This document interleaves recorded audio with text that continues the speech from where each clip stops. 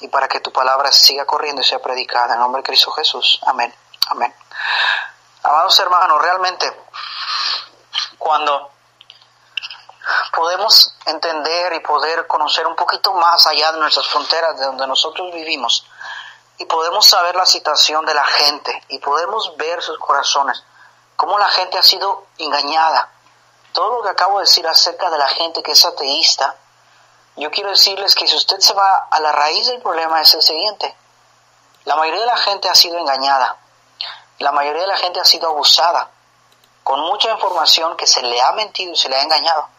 Nosotros sabemos que conocemos la verdad, quién es el padre de toda mentira y quién es el principal que ha estado por medio detrás de esa mentira y que ha hecho en cada país, en cada región, en cada aldea, en cada área, la mentira que ha engañado a la gente y que la mentira que ha esclavizado a las personas para que no conozcan la verdad.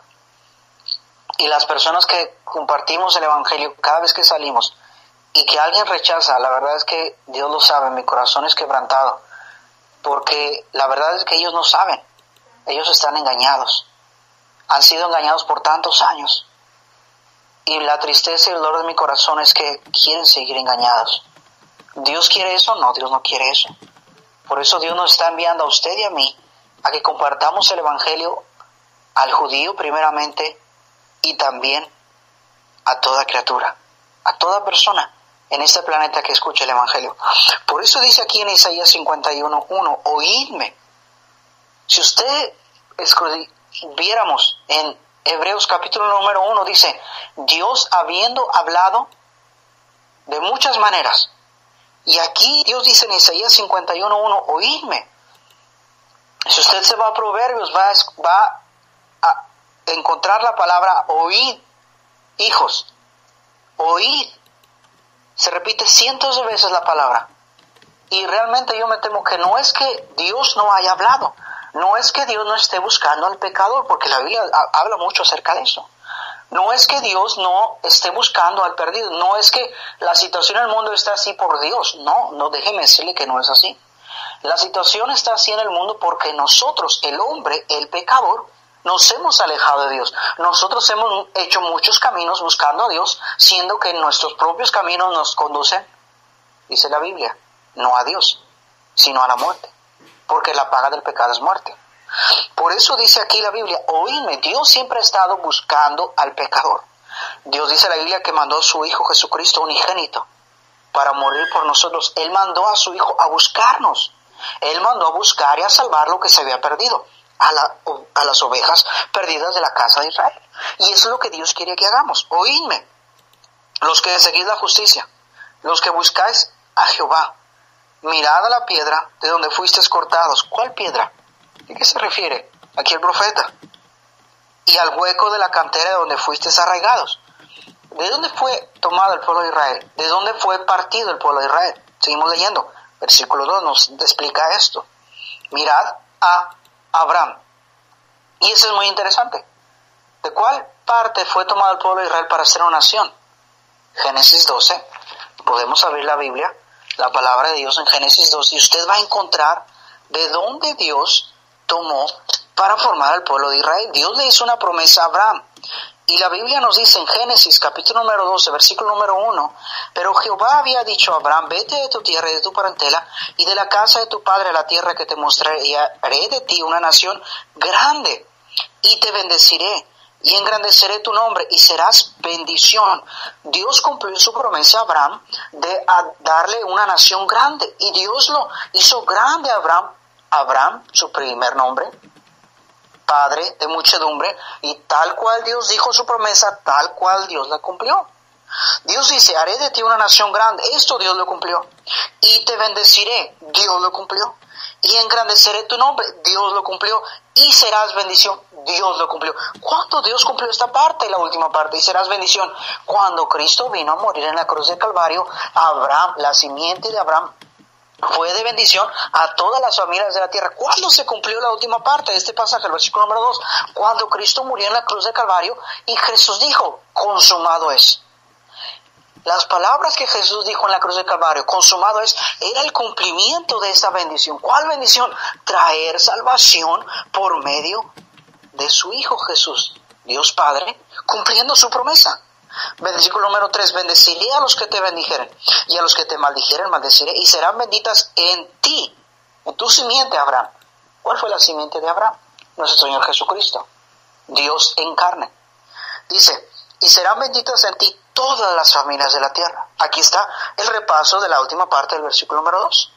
Dios tomó a Abraham y lo hizo bendición a través de Jesucristo. Por eso dice aquí el versículo número 2, regresemos a Isaías 51:2, mirad a Abraham. Dios le dice al pueblo de Israel, miren de dónde los tomé y miren a Abraham.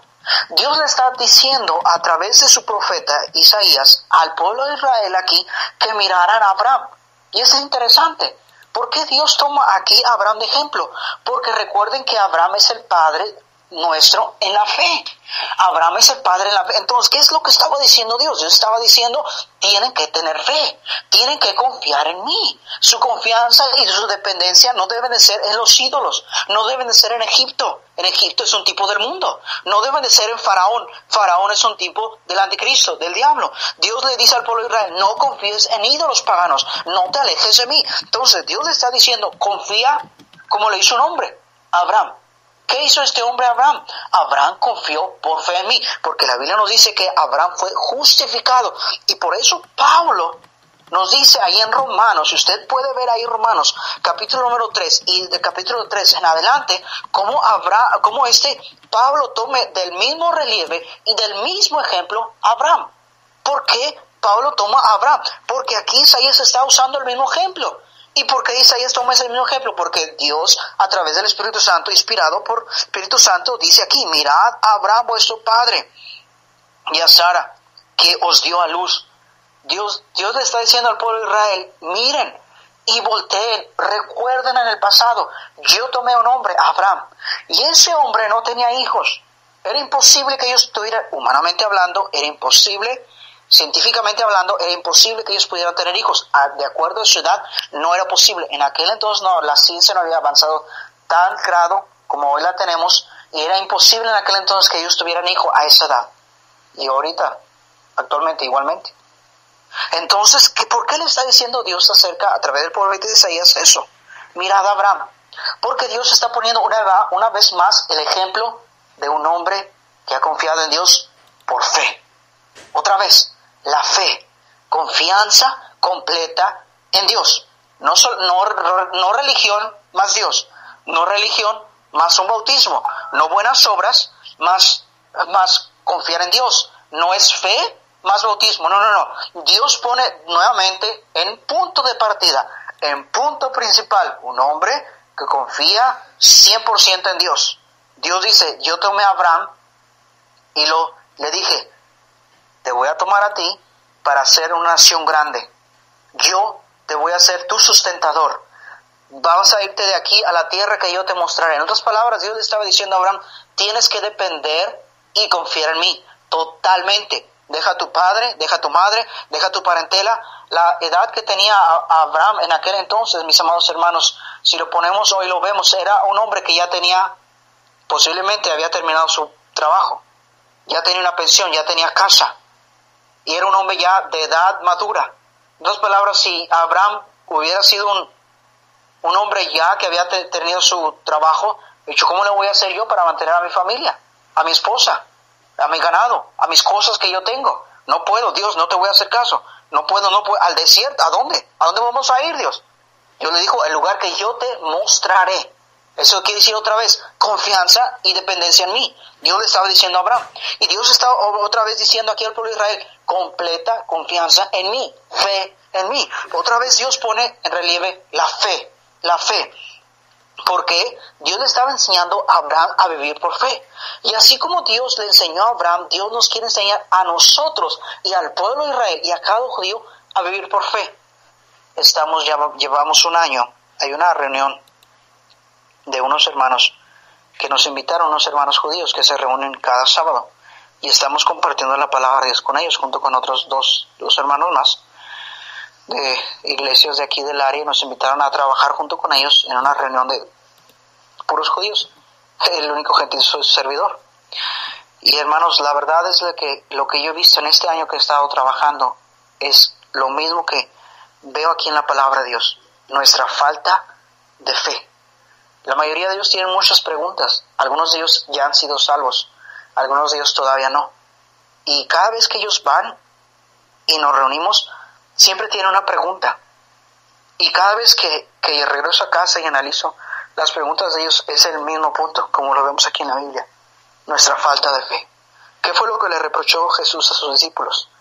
Cada vez que les enseñó las enseñanzas bíblicas, falta de fe.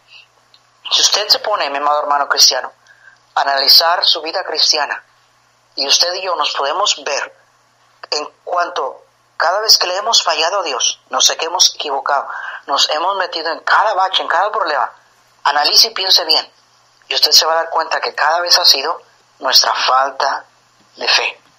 Nuestra falta de fe. No ha sido el vecino, no ha sido la vecina, no ha sido tu esposo, no ha sido tu amigo, no ha sido tu amiga, no ha sido el pastor, no ha sido la iglesia. Hemos sido nosotros, he sido yo y he sido mi propia falta de fe. Por eso aquí Dios dice en la primera parte del versículo 1, oídme. Porque cuando nos comenzamos a alejar de Dios, comenzamos a dejar de escuchar su voz. Y es ahí cuando nosotros comenzamos a perder lo más importante, la comunicación con Dios. Y es interesante que Dios aquí usa esta palabra, oídme. ¿Por qué? Porque dejamos de escuchar su voz. ¿Cómo escuchamos la voz de Dios?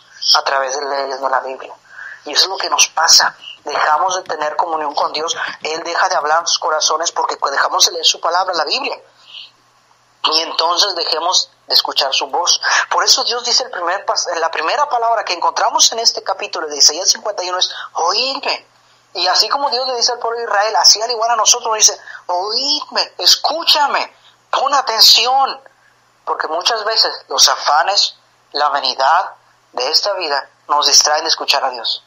Nos distraen. Es que los hijos, es que la familia, es que el trabajo, es que los pendientes, es que esto, es que el otro, es que aquello. Y si se da cuenta, caemos en un punto de que nos afanamos tanto en esta vida que dejamos nuestra comunión con Dios, nos alejamos un poco más de Dios y cada vez un poco más de Dios y que dejamos de escuchar su voz. Por eso yo encuentro casi siempre en la porción de la palabra de Dios que Dios dice, oídme, porque Dios está buscando al pecador, porque Dios quiere que nosotros le escuchemos, porque Dios pone de ejemplo siempre a un hombre que ha confiado en Él. Y aquí usa a Abraham y a Sara. Era imposible que ellos pudieran tener hijos, sí, pero Dios cumplió la promesa, Dios la cumplió, les dio un hijo. ¿Y cómo fue eso? Milagrosamente. Imposible. No era posible eso. Aún dice la Biblia que Sara se rió. ¿Por qué se rió Sara? Porque posiblemente ella dudó y no creyó a Dios, porque dijo Sara, una mujer tan grande como yo va a tener hijos. Es imposible. Sara nos dice, lo que el hombre humanamente piensa, no es posible eso, no va a suceder. Y así pensamos a veces nosotros. Dios nos dice, Dios nos llama, Dios te llama y toca tu corazón y nos dice, haz esto. ¿Y qué hacemos nosotros? No se puede. Nuestra primera reacción como humanos, no es posible. Oh, cuántas veces cuando su servidor, Dios me llamó para venir al campo misionero, yo dije, no es posible. No se puede. No, un mexicano. Y luego yo, tan lejos, yo le dije a Dios, no, Señor, yo no te sirvo, Señor, busca a alguien más inteligente, más capaz, más sabio. No, Señor, yo no, Señor, porque mis amados hermanos, nosotros no somos capaces. Es Dios el que nos capacita, es Dios el que nos ayuda, nos capacita, nos entrena, nos da lo que necesitamos, porque nosotros no podemos. Si no es Dios con nosotros, nunca jamás en la vida.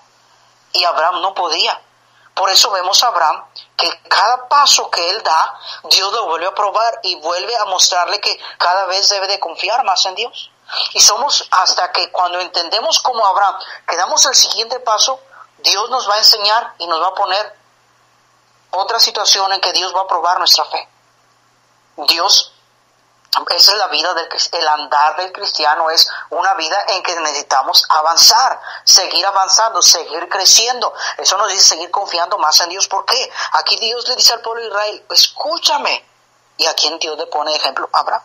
Seguimos. Dice ahí, mirad a Abraham, vuestro padre, y a Sara que os dio a luz, porque cuando no era más que uno solo,